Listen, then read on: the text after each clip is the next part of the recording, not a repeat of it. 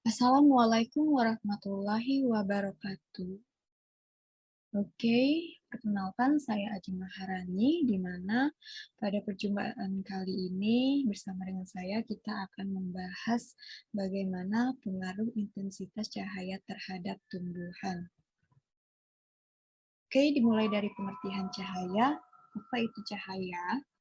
Jadi, cahaya itu merupakan faktor esensial untuk pertumbuhan dan perkembangan bagi tanaman, di mana pada kebanyakan tanaman itu memiliki kemampuan dalam mengatasi cekaman intensitas cahaya yang rendah, yakni tergantung kepada kemampuan tanaman tersebut untuk melanjutkan fotosintesis dalam keadaan kondisi di mana kekurangan cahaya. Lalu, apa sih gunanya cahaya bagi tanaman, seberapa penting? Jadi, cahaya itu berperan penting dalam proses fisiologi tanaman, terutama untuk proses fotosintesis, respirasi, dan juga transpirasi. Nah, unsur radiasi matahari yang penting bagi tanaman yaitu intensitas cahaya, kualitas cahaya, dan juga lamanya penyinaran. Lalu, bila intensitas cahaya yang diterima itu rendah, maka jumlah cahaya yang diterima oleh satuan luas permukaan daun itu dalam jangka waktu tertentu itu juga rendah. Oke, ini tertera gambar, di mana gambar di sebelah kiri saya ini merupakan gambar proses fotosintesis ya, di mana ada hubungan antara cahaya dengan tanaman.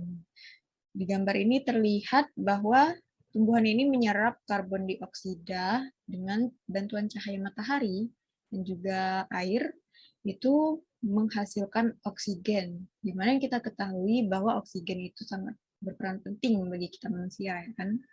Lalu untuk di gambar di sebelah kanan saya ini ada gambar hubungan cahaya dengan pertumbuhan fisiologi kecamba ya, di mana pada gambar ini terlihat perbedaan antara pertumbuhan tahap per tahap. Jadi cahaya itu juga berguna untuk pertumbuhan tanaman. Oke, untuk slide selanjutnya. Nah, di slide selanjutnya ini kita akan melakukan percobaan untuk melihat bagaimana pengaruh cahaya terhadap tumbuhan. Yang pertama itu diperlakukan terhadap pertumbuhan dengan ditempatkan dengan terkena sinar cahaya matahari langsung ya. Lalu untuk perlakuan kedua itu dilakukan di tempat yang mendapatkan sedikit cahaya, yakni dengan cara meletakkan tanaman di dalam karton yang diberi lubang untuk memasukkan cahayanya itu sebesar 2 kali 2 cm. Jadi ada cahaya yang masuk sedikit. Nah, lalu untuk yang ketiga itu pada perlakuan ketiga, yang dilakukan itu di tempat gelap, jadi tanpa sinar matahari, yakni dengan cara meletakkan tanaman di dalam karton yang ditutup dengan rapat. Nah, untuk hasil dari percobaan tadi, ini tertera pada gambar, di mana pada gambar A ini tampak daun berwarna hijau dengan kotiledon yang belum terkelupas, serta berwarna hijau agak tua. Nah, ini jadi untuk gambar A ini terkena sinar matahari secara langsung. Lalu untuk gambar B itu ada gambar di tengah, tampak daun berwarna hijau kekuningan. Jadi warna hijau ada bercak kekuningan, di mana warnanya itu sedikit pucat. Terlihat kotiledonnya itu belum terkelupas. Jadi ada warna hijau kekuningan. Nah, ini gambar B ini ada terkena sedikit ya, sedikit sinar matahari.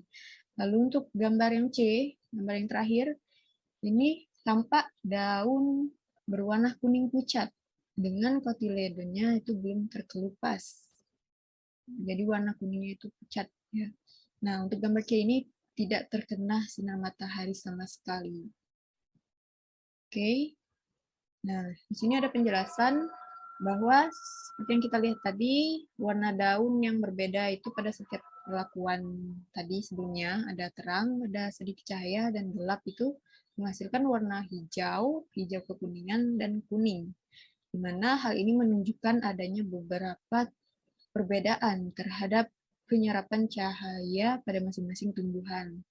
Nah, untuk warna kuning pada daun itu terjadi karena kurangnya cahaya yang masuk sehingga kecambah mengalami etiolasi.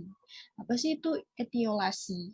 Jadi etiolasi itu merupakan menguningnya daun pada batang tumbuhan yang diakibatkan karena pertumbuhan di tempat gelap atau kekurangan cahaya. Nah, sedangkan untuk warna hijau dan hijau kekuningan tadi itu menunjukkan adanya penyerapan cahaya yang dilakukan oleh daun tanaman. Oke, selanjutnya. Nah, tadi ada kotiledon kan. Jadi kotiledon yang masih ditemukan pada beberapa kecambah yang telah tumbuh itu digunakan sebagai cadangan makanan selama daun belum tumbuh dan dapat melakukan fotosintesis secara sempurna. Lalu, tanaman yang berada di tempat gelap itu tidak dapat melakukan fotosintesis. Mengapa? Karena hal ini tanaman tersebut tidak mendapatkan sinar cahaya matahari sama sekali, tidak mendapatkan cahaya. Jadi, hal ini menyebabkan tidak adanya energi yang dihasilkan dan tanaman tersebut menjadi pucat, jadi menjadi warna pucat kekuningan tadi ya. Nah, untuk tanaman di tempat gelap itu hanya mendapatkan energi dari kotiledon atau endosperm, tetapi dalam jumlah yang terbatas. Nah, jika energi yang sudah habis itu digunakan dan tanaman belum dapat melakukan fotosintesis, maka tentu saja tanaman itu akan mati. Oke, ini sumber dari PPT yang saya buat. Nah, ini untuk ucapan terima kasih. Dari penjelasan saya tadi, maka dapat disimpulkan bahwa hubungan matahari dengan tanaman itu sangat penting ya, berhubungan langsung untuk pertumbuhan fisiologi tanaman itu sendiri, untuk proses fotosintesis, respirasi, dan juga pertumbuhan, dan juga tentunya bagi pertumbuhan tanaman ya, untuk keberlangsungan mereka tumbuh sampai berbuah, dan yang pastinya sangat berguna juga bagi kita manusia, seperti menghasilkan oksigen tadi, dan apabila tanaman itu berkembang, berbuah, yang pastinya kan kita bisa dapat menikmati dari hasil tanaman itu sendiri, ya kan? Oke, mungkin pada perjumpaan kali ini itu saja yang dapat saya sampaikan. Semoga bermanfaat bagi kita semua, dan lebih kurangnya saya mohon maaf. Kepada Allah saya mohon ampun. Dan saya akhiri dengan ucapan wabillahi taufiq wal hidayah. Wassalamualaikum warahmatullahi wabarakatuh. Bye-bye.